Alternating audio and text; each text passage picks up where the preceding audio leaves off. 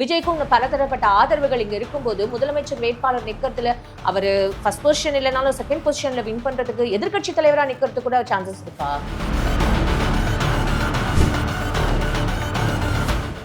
அப்ப அதிமுகல எடப்பாடி பழனிசாமி அவர்களே முதலமைச்சர் வேட்பாளராகவும் துணை முதலமைச்சர் விஜய் அவர்கள் நிக்கிறதுக்காகவும் சான்சஸ் இப்படி இருக்குமா? இல்ல. அப்ப பிரசாந்த் கிஷோரோட வியூகம் இங்க என்னவா தான் இருக்கும்? பிரசாந்த் கிஷோருடைய வியூகம் தமிழ்நாட்டில் ஒண்ணுமே இல்லை. எந்த விஷயங்களும் தெரியாத ஒரு RSS உளவாளி தான் பிரசாந்த் கிஷோர். யாதவ அர்ஜுனோடைய நோக்கம் என்னன்னா 26 திமுக வந்துடக்கூடாது, திமுக தப்பி தவறி கூட வந்துடக்கூடாது. அப்ப பிஜேபி இங்க கூட்டணி வராது. யாரோட? அதிமுகவோட. பிஜேபி அதிமுக கூட்டணி என்பது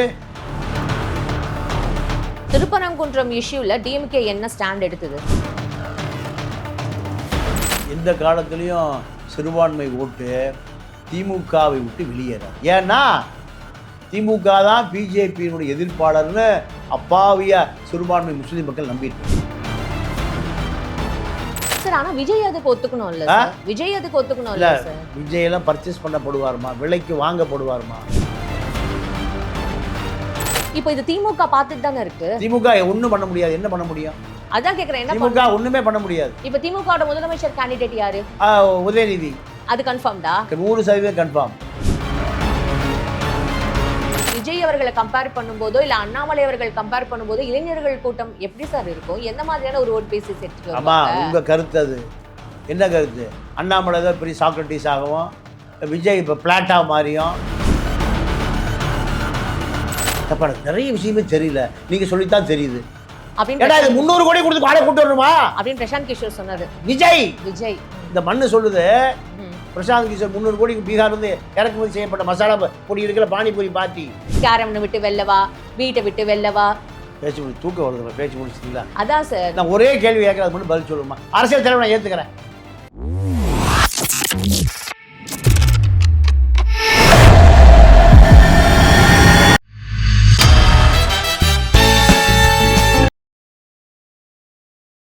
விஜய் அவர்களோட ஸ்ட்ராட்டஜி கரெக்டா இருக்கு. இப்ப நீங்களே சொன்னீங்க, இப்ப எல்லார் வீட்லயும் வந்து திமுக அதிமுக இல்ல இளைஞர்களே கிடையாது, ஆனா எல்லார் வீட்லயுமே வீட்டுக்கு ஒருத்தர் விஜயோட ஃபேனா இருக்காரு, விஜயோட அந்த கட்சியில இருக்கிறதுக்கு ரெடியா இருக்காங்க அப்படின்னு சொல்லும் போது, இப்போ இந்த பிரசாந்த் கிஷோர் வரதும் விசிகேல இந்த ஆதவ அர்ஜுனா வரதும் எப்படியாவது விசிகேவை கொண்டு வந்து விஜய் கட்சியோட சேர்க்கறதுக்கும் நிறைய விஷயங்கள் இருக்கு. விஜய்க்கும் பலதரப்பட்ட ஆதரவுகள் இங்க இருக்கும்போது முதலமைச்சர் வேட்பாளர் நிக்கிறதுல அவர் ஃபர்ஸ்ட் பொசிஷன் இல்லைனாலும் செகண்ட் பொசிஷன்ல வின் பண்றதுக்கு எதிர்க்கட்சி தலைவரா நிக்கிறதுக்கு கூட சான்சஸ் இருக்கு.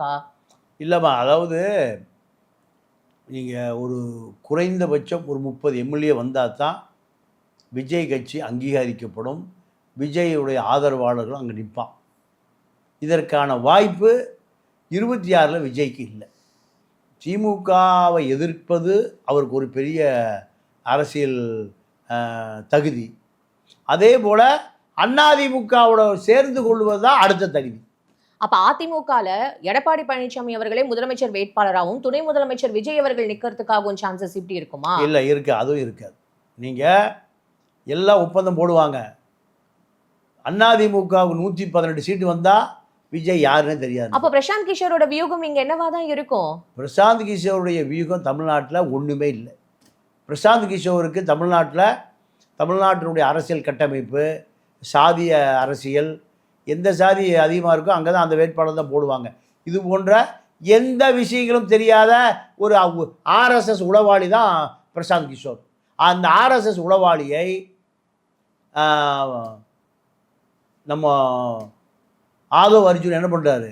எடப்பாடியை விஜய் 2 பேரையும் இணைக்கக்கூடிய சில ஸ்ட்ராட்டஜி உருவாக்குறாரு. யார்?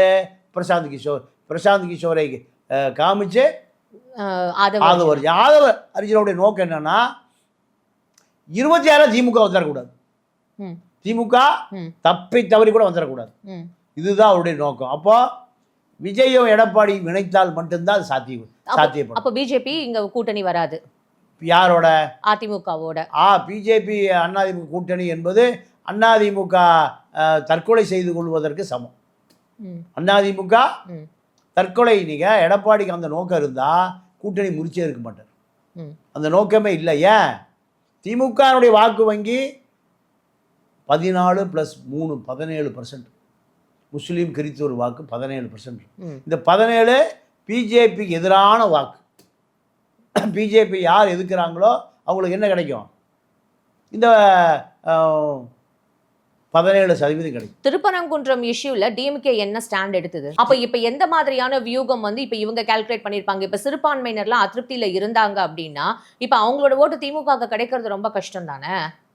எந்த காலத்துலேயும் சிறுபான்மை ஓட்டு திமுகவை விட்டு வெளியேறாது. ஏன்னா திமுக தான் பிஜேபியினுடைய எதிர்ப்பாளர்னு அப்பாவியா சிறுபான்மை முஸ்லீம் மக்கள் நம்பிட்டு இருக்காங்க. ஆமா சார். இப்ப தொடர்ந்து இந்த கேஸுகள் நடந்துட்டே இருக்கு. சிஏஏ ஆகட்டும் சரி, இல்ல அப்படியே பாத்தீங்கன்னா இப்ப அமைச்சரவையில் ஆகட்டும், இல்ல வந்து எம்பில அந்த மாதிரி இருக்கிறதுல சிறுபான்மையினருக்கு எந்த மாதிரியான ஒரு பொசிஷன் கொடுத்திருக்காரு? ஒருத்தர் கூட இல்லையே. அதெல்லாம் அவங்க யோசிச்சிருக்க மாட்டாங்களா? இல்ல யோசிச்சாலும் அவங்க பிஜேபி ஓட்டு போட மாட்டாங்க. பிஜேபி ஆதரவு அதிமுகவும் போட மாட்டாங்களா? அதிமுக நீங்க முஸ்லீம் வாக்கு வங்கியை தன் பக்கம் கொண்டு வரக்கூடிய முயற்சியில விக்கிரவாண்டிலையும் தோல்வி, ஈரோடு கிழக்குலையும் தோல்வி. என்ன பண்ணியிருக்கணும்னு கேட்டிங்கன்னா, ஈரோடு கிழக்கில் தென்னரச வேட்பாளரை நிறுத்தி நீங்கள் முஸ்லீம் வாக்கு வங்கிக்காக நீங்கள் அங்கே ஒரு பெரிய லாபி பண்ணியிருக்கணும். பண்ணவே இல்லை. அத்தனை பேரும் அப்படியே அச்சு பிசகாமல் திமுகவுக்கு ஓட்டு போட்டு போயிட்டாங்க. திமுக முஸ்லீமுடைய நம்பிக்கையை பெறுவதற்கான முயற்சியில் நீங்கள் பின்வாங்கிட்டே இருக்கு. இது அவங்க எடப்பாடி என்ன நினைக்கிறாருன்னா, நமக்கு சாதகமாக அமையுமான்னா, அதாவது விஜயை நம்ம இணைப்பதினால் நமக்கு அந்த முஸ்லீம் வாக்கை பேலன்ஸ் பண்ணலான்னு நினைக்கிறார். அவர் விஜயுடைய 10%, சிறுத்தையினுடைய 3%, 13, முஸ்லீம் அதிருப்தி ஒரு 3, 16. இந்த 16% 20% மாறும். இந்த 20% வந்தால் ஈஸியாக ஜெயிச்சலாம் நினைக்கிறார். அதிமுகக்குனே போடுற சதவீதம் தான் நீங்க 3 தான் கால்குலேட் பண்றீங்களா? அதையும் 3% தான். யார் 3? அதிமுகக்குனே ஒரு சதவீத வாக்கு 20 இருக்கு. நிரந்தரமா 20 இருக்கு. 20 + 20 40 வந்தா நம்ம ஆட்சிக்கு வந்தாலாம் நினைக்கிறார். யாரு? எடப்பாடியுடைய கணக்கு அதுதான் சார். ஆனா விஜய் அதுக்கு ஒத்துக்கணும் இல்ல சார்? விஜய் அதுக்கு ஒத்துக்கணும் இல்ல சார்? விஜய் எல்லாம் பர்ச்சேஸ் பண்ணப்படுவாருமா? விலைக்கு வாங்கப்படுவாருமா? விலைக்கு கிடைக்காத ஒரு பொருள் விஜய் கிடையாது. அதுக்காக தான் ஆதவ அர்ஜுன் அங்கே இருக்கார். ஆதவ அர்ஜுனா எப்படியும் இந்த கூட்டணி அதிமுக விஜய் கூட்டணியை நீங்கள் உறுதி செய்தே தீர்வார். என்ன விலை கொடுத்தாவது. ஏன் திமுக வந்துடக்கூடாது. அஜெண்டா அதுதான். திமுக எனக்கு 2 கண்ணு போனாலும் பரவாயில்ல, எதிரிக்கு 1 கண்ணாவது போகணும். இதுதான் ஆதவ அர்ஜுனாவுக்கு. அப்போ ஆதவ அர்ஜுனா கட்டுப்பாட்டில் விஜய் போயிடுவார். ஆதவ அர்ஜுனாவுக்கு பேக் போனா எடப்பாடி இருப்பார். பிரசாந்த் கிஷோர் இப்போ இந்த மாதிரியான ஒரு வியூகம் பண்ணிட்டு, ஏன்னா பிரசாந்த் கிஷோர் வியூகமே இல்லமா. சரி சார். பிரசாந்த் கிஷோர் ஏன் கூட்டு வந்தாருன்னா, விஜய்க்கு அரசியல் தெரியாது, மண்ணு. அந்த மண்ணுக்கு பிரசாந்த் கிஷோர் நம்பிக்கை ஊட்டுவார். நீங்க ஆதவ அர்ஜுனா சொன்னா கேட்க மாட்டாரு. யார் சொன்னா கேட்பாரு? பிரசாந்த் கிஷோர். அதுதான் அந்த ஸ்ட்ராட்டஜி தான். அதுக்கு ஒரு 300 கோடி சம்பளம் வரும். இப்போ இது திமுக பார்த்துட்டு தானே இருக்கு. திமுக ஒன்றும் பண்ண முடியாது. என்ன பண்ண முடியும்? அதான் கேக்குறேன். திமுக ஒண்ணுமே பண்ண முடியாது. இப்ப திமுகவோட முதலமைச்சர் கேண்டிடேட் யாரு? உதயநிதி. அது கன்ஃபார்ம்டா? 100% கன்ஃபார்ம். சார், ஸ்டாலின் அவர்களுக்காவது அரசியல் அனுபவம் இருக்கு, அவருக்கு எல்லா விஷயமும் தெரியுது, அவரை பார்த்து மக்கள் ஓட்டு போடுறதுக்கு அப்படின்ற ஒரு குரூப் இருப்பாங்க சார். உதயநிதி அவர்களுக்கு வந்து விஜய் அவர்களை கம்பேர் பண்ணும்போதோ இல்ல அண்ணாமலை அவர்கள் கம்பேர் பண்ணும்போதோ இளைஞர்கள் கூட்டம் எப்படி சார் இருக்கும்? எந்த மாதிரியான ஒரு ஓட் பேசிஸ் எடுத்துட்டு வருவாங்க? உங்க கருத்து அது என்ன கருத்து? அண்ணாமலை தான் பெரிய சாக்ரட்டிஸ் ஆகவும், விஜய் இப்போ பிளாட்டாக மாறியும், இவங்க 2 பேரும் சாக்ரட்டிஸ் பிளாட்டாக 2 பேரும் சாக்ரட்டிஸுடைய ஆலோசனை கேட்ட மாதிரியும், உதயநிதிக்கு ஒன்றுமே தெரியாது, வெறும் பிளாட்டுன்னு மாதிரி. அவர் பிளாட்டா, இவர் பிளாட்டு அப்படிலாம் இல்லை. 3 பேரும் ஒரே கேட்டகரி தான். யார்? விஜயும் ஒரு மண்ணு ஒன்றும் தெரியாது, அண்ணாமலையும் ஒரு மண்ணு ஒன்றும் தெரியாது, உதயநிதி 3 மண்ணுக்கு தான் சண்டை பிடிக்குது. 3 அது பிளாட்டோ, இது ஃப்ளாட்டு. தமிழ்நாட்டுக்கு அரசியல் தெரியுது. அதில் ஈரோட்டில் பார்த்தோம்மா எந்த இளைஞனுக்கும் அரசியலை போய் சேரலாமா? எந்த ஆண்களுக்கு அரசியல் போய் சேரலாமா? அரசியல் தெரிந்த 35% ஓட்டே போட வரதில்லை. நான் வழக்கறிஞர்கள் பல பேரை பார்த்தேன், தொழிலதிபர்களை பார்த்தேன், 5000 பேரை நான் சந்தித்தேன். ஈரோடில் ஒரு வாக்கர்ஸ் கிளப்பு, ஒரு பெரிய மைதானம், காலையில் 2000 பேர் வாக்கிங் போகிறாங்க. அத்தனை பேர் அறிவுஜீவிகள், அத்தனை பேர் படித்தவர்கள். ரயில்வே கிரவுண்ட் ஒன்று இருக்குது எங்கள் ஈரோட்டில், அங்கே போய் பார்த்தேன். அங்கே 2000 பேர் வாக்கிங் போகிறாங்க. அத்தனை பேரை படித்தவர்கள், பண்பாளர்கள், சிந்தனையாளர்கள். 4000 பேரை நான் நேரடியாக சந்திக்க முடிந்தது. அதே போல் கோர்ட்டுக்கு ஏற்ற மாதிரி ஒரு வழக்கறிஞர் குழு, அது வாக்கர்ஸு, ஒரு 500 பேரை மொத்தமாக பார்த்தேன். இத்தனை பேர் என்ன நடந்தது தெரியுமா? ஓட்டு போடவே வரல. இத்தனை பேர் ஓட்டு போட 5000 ஓட்டு வாங்கியிருப்பேன். இந்த 5000 பேரை சந்தித்ததில் 5000 பேர் தெரிந்தவர்கள், யூடியூப்பில் சமூக செயல்பாட்டு தளத்தில் என்னை அறிந்தவர்கள். அவ்வளோ பேரும் 65% தான் ஓட்டு போட வந்தாங்க. பார்த்தீங்களா? 35% வாக்களிக்கவே இல்லை. அப்போ இந்த 35% என்ன நினைக்கிறான்? உதயநிதி ஒரு மண்ணு, அண்ணாமலை ஒரு மண்ணு, விஜய் ஒரு மண்ணு, இந்த மண்ணுக்கு பின்னாடி இருக்கிற போல ஜன்னு. சரி, இப்ப இப்படி எல்லாம் இருக்கும்போது இப்ப விஜய் அவர்கள் 234 தொகுதிகள்லயும் தன்னோட வந்து நிர்வாகிகளை நிக்க வச்சு அதுக்கு ஒரு கட்டமைப்பு கிரியேட் பண்ண முடியும்ன்றத அவர் நம்புறதுனால தானே சார் இப்போ இந்த மாதிரியான ஒரு ஸ்ட்ராட்டஜி மண்ணு சொல்லிட்டேன்ல. நீங்க மட்டும் அண்ணாதிமுக ஒரு பெரிய, நீங்க மட்டும் தானே சார் விஜய் ஒரு மண்ணு, விஜய் ஒரு மண்ணு, நீங்க மட்டும் தான் அண்ணாமலை மண்ணு, உதயநிதி மண்ணு, அரசியல் தெரிஞ்சவங்க பூரா வேடிக்கை பார்த்துட்டு. பாண்டியன் சார் நீங்க மட்டும் தான் சொல்லிட்டு இருக்கீங்க, நீங்க மட்டும் தான் இதுக்கு குரல் கொடுத்துட்டு இருக்கீங்க. ஆனா இப்ப அவங்க நீங்க என்ன வேணாலும் சொல்லுங்க, தன்னோட களத்துல நான் எப்படிலாம் வந்து ஒரு நெக்ஸ்ட் எந்த மாதிரியான ஒரு வியூகம் நான் கிரியேட் பண்ணணும், செட் பண்ணணும், அதை நோக்கி அவங்க அதை பயணிச்சுட்டு தானே இருக்காங்க. அம்மா, பிரசாந்த் கிஷோர் பீகாரில் தோற்று போன ஒரு மசாலா போட்டலாம் இங்கே வந்து எப்படிம்மா குழம்புக்கு ருசியாக்க முடியும்? அப்போ பிரசாந்த் கிஷோர் வந்து பேசுகிறவரை தான் ஜான் ஆரோக்கியசாமி, நம்ம ஆதவ அர்ஜுன் 4 பேர் உட்காந்து பேசும்போது தான் எப்போ எனக்கு நிறைய விஷயமே தெரியல, நீங்கள் சொல்லித்தான் தெரியுது அப்படின்னு 300 கோடி கொடுத்து வாடகை கூட்டு வரணுமா அப்படின்னு பிரசாந்த் கிஷோர் சொன்னது. விஜய் இந்த மண்ணு சொல்லுது. பிரசாந்த் கிஷோர் 300 கோடிக்கு பீகார் வந்து இறக்குமதி செய்யப்பட்ட மசாலா பொடி இருக்கிற பானிபூரி பார்ட்டி, இது இவ்வளவு விஷயம் தமிழ்நாட்டில் இருக்கா? யார் சொன்னது? என்ன அதான் மண்ணுங்கிற. அப்போ 300 கோடி கொடுத்து கூட்டி வந்து இதை சொல்லுங்க 300 கோடியா? தெருவில் படுத்து கிடக்கிறவன் டாக்டரேட் பண்ணி வச்சிருக்கான் பொலிட்டிக்கல்ல. தெருவில் படுத்து கிடக்கிறவன் ஒரு சேரிக்கு போங்க, அங்க இருக்கிற ஒரு இளைஞர் கேட்டீங்கன்னா தமிழ்நாட்டு அரசியல விஜய்க்கு பீஸா பிச்சு புள்ளி விவரம் கூட கொடுப்பான். ஏன்னா அவன் வாழ்றதே அரசியல் தான், தினம் பாதிக்கப்படுறது அரசியல் தான். இந்த கேரவன் மேன் எங்கே போனாலும் இப்போ சொல்லியிருக்காங்க விஜய்க்கு நீங்கள் தமிழ்நாடு முழுக்க டூர் அடிக்கணும்னு. டூர் அடித்தா 234 சட்டமன்ற தொகுதிகளுக்கு டூர் அடிக்கணும்னு இருக்காங்க. அப்போ பின்னாடி கேரவன் மேன் போயிட்டு, ஜெயலலிதா கூட கேரவன் கிடையாது, அந்த அம்மா எங்கே ஒரு வீடு கிடைச்சாலும் படுத்துக்கும். ஆனால் இப்ப இவருக்கு கேரவன் வேணும். பாண்டியன் சார், நீங்க ஒரு விஷயத்தை இங்க மறந்து பேசுறீங்க. என்ன பேசுற? விஜய் அவர்கள் வந்து இத்தனை நாளா சினிமா தலைவரா தான் இப்ப வரைக்கும் பார்க்கப்படுறாரு. அவர் இன்னும் அரசியல் தலைவரா தன்னை இன்னும் முழு டிரான்ஸ்ஃபர்மேஷன் அது வரும்பொழுது இந்த கேரவன்ல அப்ப வராது. அவர் இப்ப வரைக்கும் ஏன் மக்கள் நடுவுல போய் இருக்கும்போது அந்த மாதிரி போய் பேசுறதுக்கு வரும்போது அவருக்கு தொடர்ந்து அந்த மக்களோட என்ன சொல்றது அந்த படைசூழ எல்லாரும் வரும்போது அங்க ஒரு செக்யூரிட்டி ஒரு விஷயம் இங்க क्वेश्चन மார்க்கா இருக்கு. அதை நீங்க யோசிச்சு பாத்தீங்களா? அம்மா, அந்த மாதிரியான ஒரு செக்யூரிட்டி விஷயம் எங்கேயும் தன்னை பாதிக்க கூடாதுன்றதுக்காக தான் அவர் மக்கள் கிட்ட இறங்கி போராட்டம் பண்ணல, இல்ல மக்களோட வந்து பேசலன்றதை அவர் ஆல்ரெடி சொல்லிட்டாரு. சோ இப்ப வந்து ஒரு இன்னுமே வந்து ஒரு சினிமா ஸ்டாரா தான் பார்க்கப்படுறாரே தவிர அரசியல் தலைவரா பார்க்கப்படல. இப்ப அதுக்கான ஒரு முழு அந்த ஒரு வேலையில தான் அவர் இப்ப ஈடுபட்டு இருக்காரு. அதனாலதான் இப்ப இந்த பிரசாந்த் கிஷோர் ஆகட்டும் சரி, இல்ல ஆதவ அர்ஜுன் ஆகட்டும் சரி, இந்த மாதிரி அரசியல் களங்கள் அதெல்லாம் பிளான் பண்ணிட்டு தானே இருக்காரு. நீங்க ஒருத்தர் மட்டும் தான் இன்னும் விஜய் பத்தி அப்படி சொல்லிட்டு இருக்கீங்க, கேரவனை விட்டு வெல்லவா, வீட்டை விட்டு வெல்லவா. பேச்சு முடி தூக்கம் வருதுமா, பேச்சு முடிச்சிங்களா? அதான் சார், நான் ஒரே கேள்வி கேட்கறது மட்டும் பதில் சொல்லுமா. அரசியல் தலைவர் நான் ஏற்றுக்கிறேன். பனையூர் டு பரந்தூர் எத்தனை கிலோமீட்டருமா? எத்தனை கிலோமீட்டரு? 50 கிலோமீட்டர். 3 வருஷமா போராடுறான் அந்த மக்கள். 3 வருஷமா கேரவன் மேன் முன்னாடி போக, பிரசாந்த் கிஷோர் முன்னாடி போக, புஷி ஆனந்த் முன்னாடி போய் எல்லாம் புஷி ஆனந்த் இல்ல நீங்க சொல்றத நான் ஒத்துக்க மாட்டேன். என்ன ஒத்துக்க? ஏன்னா அதே பரந்தூர்ல விஜய் அவர்கள் வரதுக்கு இதே திமுக கவர்மெண்ட் தான ஸ்டாப் பண்ணுச்சு. பர்மிஷன் ஏன் கொடுக்கல? திமுக பர்மிஷன் கொடுக்கலையே. பர்மிஷன் கொடுக்கலையே. தன்னோட மக்களை நான் பர்மிஷன் கொடுக்கலன்றத அப்ப விஜய் ஏன் சொன்னாரு? ஆமா, விஜய் பரந்தூருக்கு போறதுக்கு பர்மிஷன் தேவையில்லை. கார் டிரைவருக்கு வழி தெரிஞ்சா போதும். 3 வருஷமா வழி தெரியல பரந்தூருக்கு போகிற யார்? இந்த சினிமா அந்த சினிமா பார்த்தீங்கன்னா இப்போ 20 பவுன்ஸரோட வர்றாரு தடித்தடியாக. ஒருத்தருக்கு 1 லட்ச ரூபா சம்பளமா, 20 லட்ச ரூபா. இதுதான் விஜய் அரசியல்.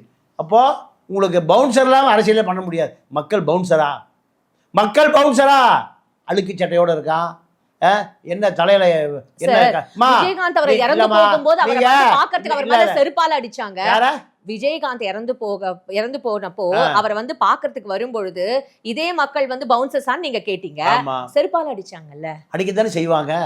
உன்னை எவ்வளவு பெரிய அந்த மாதிரி ஒரு விஷயங்கள் தடுக்கிறதுக்காக தானே சார் அவர் ராஜிகா செத்து போயிட்டாரு அந்த நாட்டுல மக்களுக்காக. இந்திரா காந்தி செத்து போச்சுமா சார்? நீங்க பேசுறது ரொம்ப இல்ல இருக்கு. இல்ல நான் அதுக்காக ஒரு 100 வயசு வாழட்டும்னு சொல்றேன். 100 ஆண்டு காலம் விஜய் வாழணும். யாரும் எந்த உயிரை எடுப்பதற்கு யாருக்கு உரிமை இல்லை சொல்றாள் நான். அது அல்ல.